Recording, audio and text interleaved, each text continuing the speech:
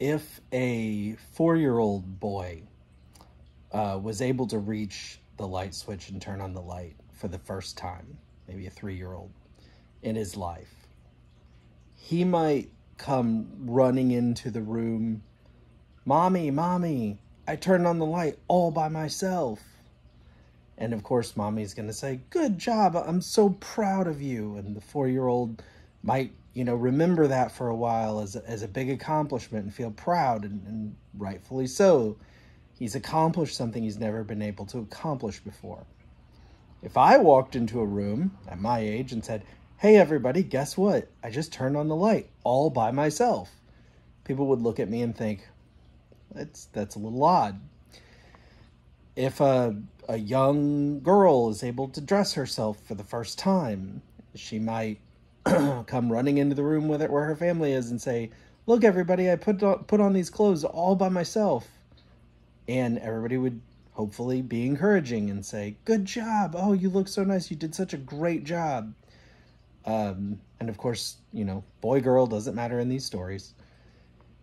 And that would be a good thing. It's a significant accomplishment for a child who is able to dress him or herself for the first time.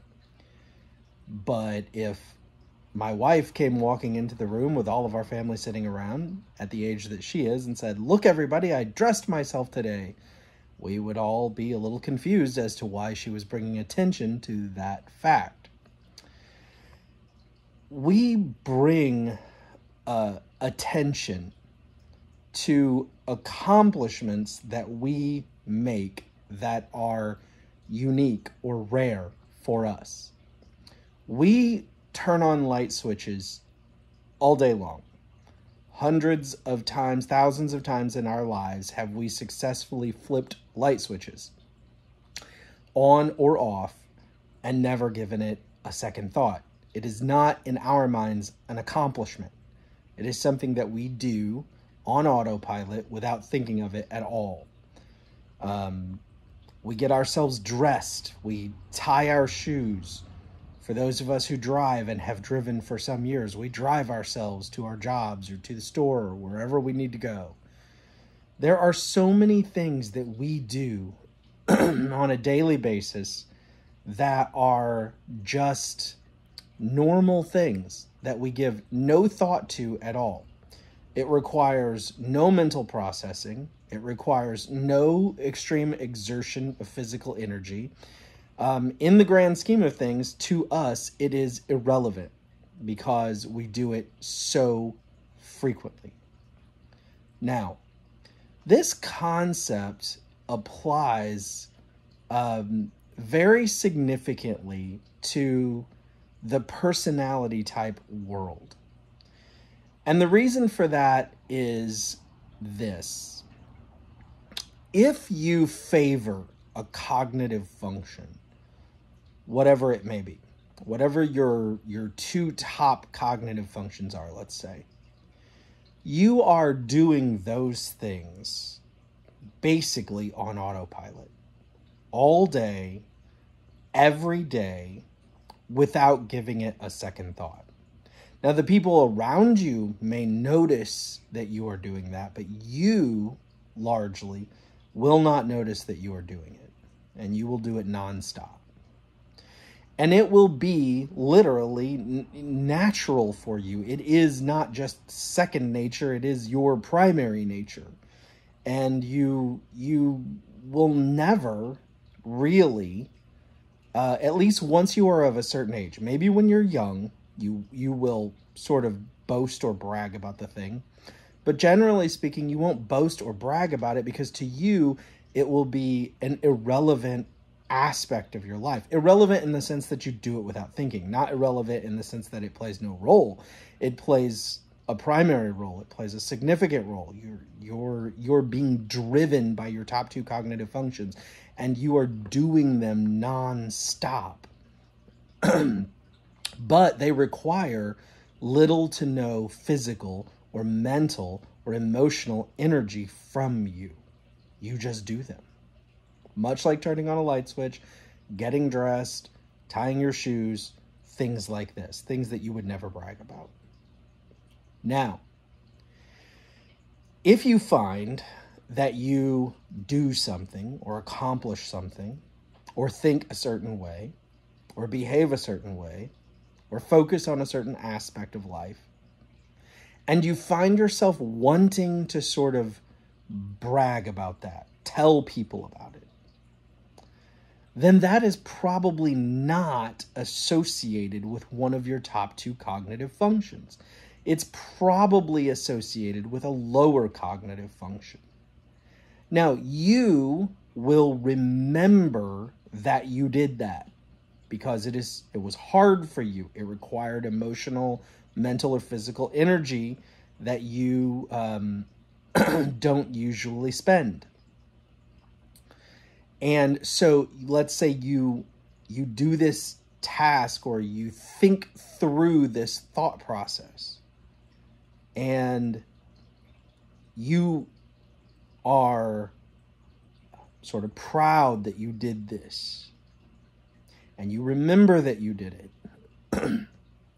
And then someone comes along and starts talking about personality type. And maybe they say, well, people of this personality type or people who favor this cognitive function do this thing all the time. And you're like, well, I remember that one time when I did that thing. I'm good at that thing. I must be that type. Well, if you remember it, then you're probably not good at that thing. Because if it were one of your top two cognitive functions, you would do it so often that you could not remember it. You don't remember all the doors that you've opened in life because you do it all the time. You're always opening doors. Every time you go to a business, you open the door. Every time you leave that business, you open the door. Every time you go to the restroom or go to your bedroom, let's say you open the door and then you open the door to come out. You're doing it all the time. So if somebody came along and said, these people open doors, you could identify that as you because you do it all the time.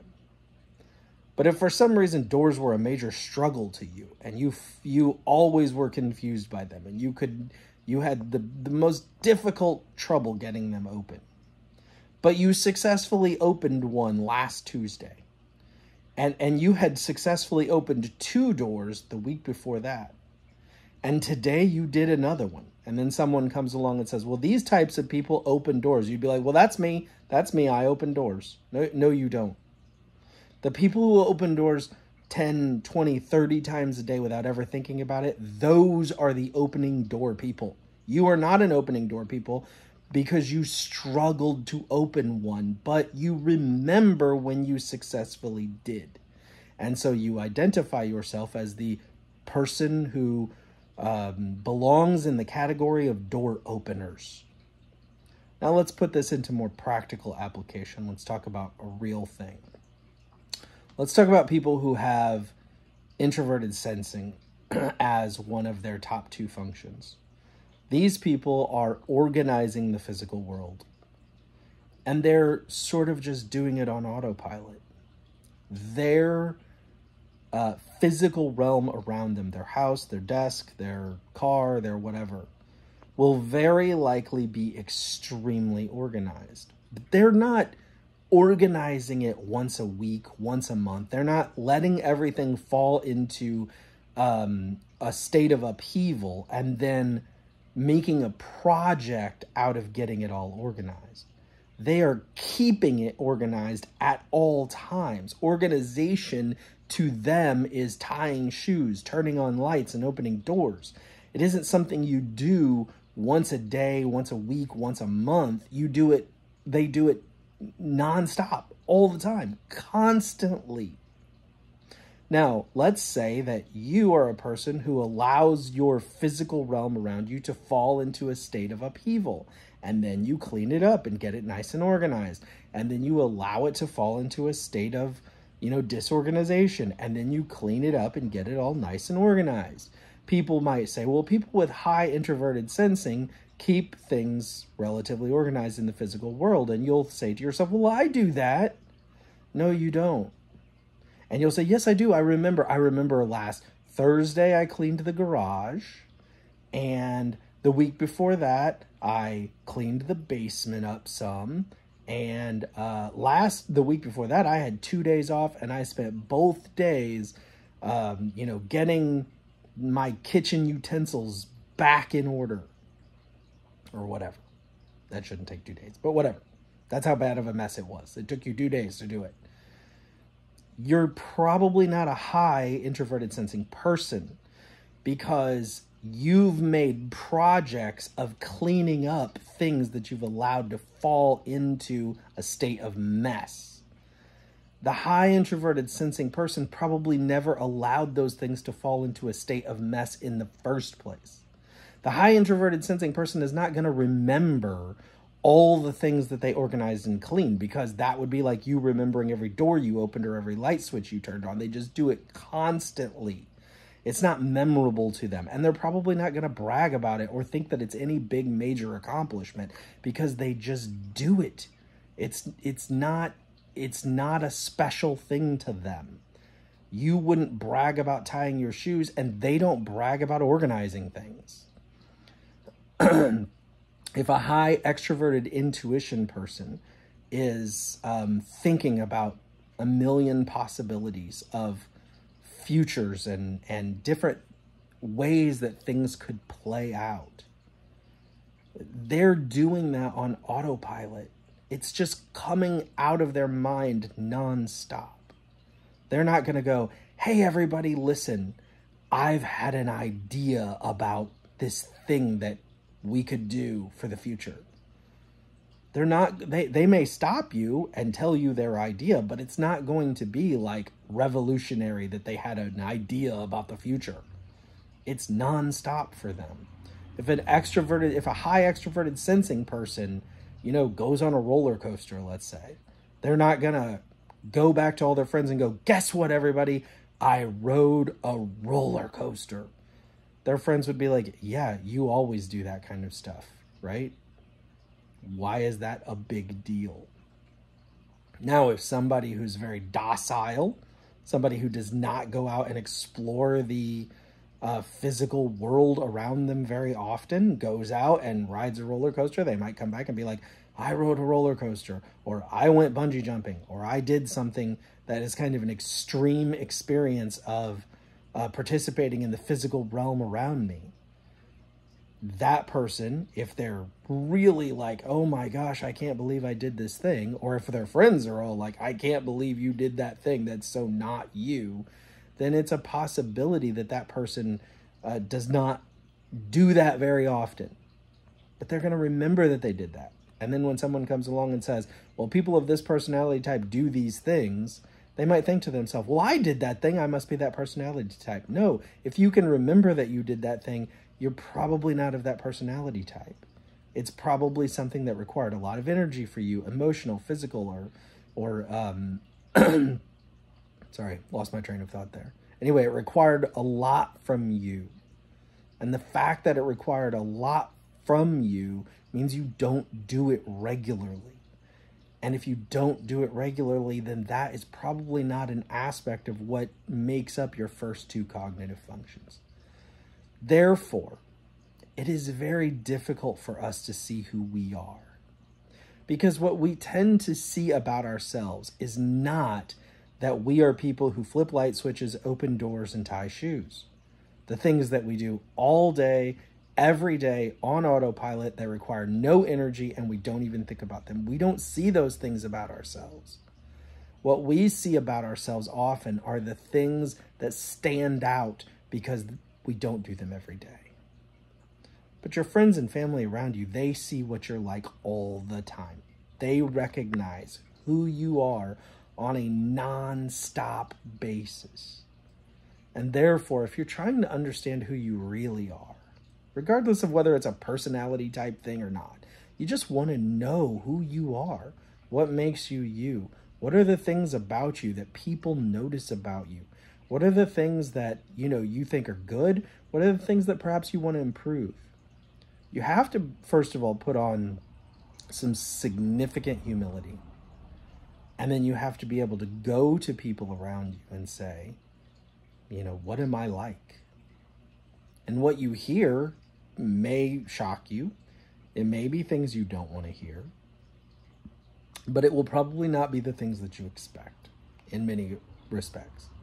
Because you'll be thinking about that one time or those 5 times that you did that one thing. And you'll think, well, my friends will tell me that I'm organized because I remember when I cleaned the garage. My friends will be like, oh, you're such an organized person if I go ask them. And if you go ask them, they'll probably be like, you do realize that you have 27 empty Gatorade bottles laying in the floorboard of your car. You are not organized and you are not clean. Or so on and so forth it goes. I hope you can take the point that I'm trying to get and extrapolate it out to your situation, whatever it may be, because it's different for all of us. If I fix something that's broken mechanically, right? I repair my refrigerator, and I'm still talking 20 years later about that time I repaired my refrigerator. I'm probably not the most mechanically inclined guy on earth. But if somebody said, how many times have you fixed your own vehicle? And you're like, no idea. Too many times to count. And you don't even brag about it, talk about it, think about it. It's no big deal to you because you do it all the time. That's who you are. You're a mechanically inclined person. But not me, who still remembers that time I fixed my refrigerator, what was it, 12 or 13 years ago, right? That clearly means that's not my normal way of doing things. That was a special case. I'm probably not an ST type. Anyway, thanks for watching. I hope you have a wonderful day. Bye now.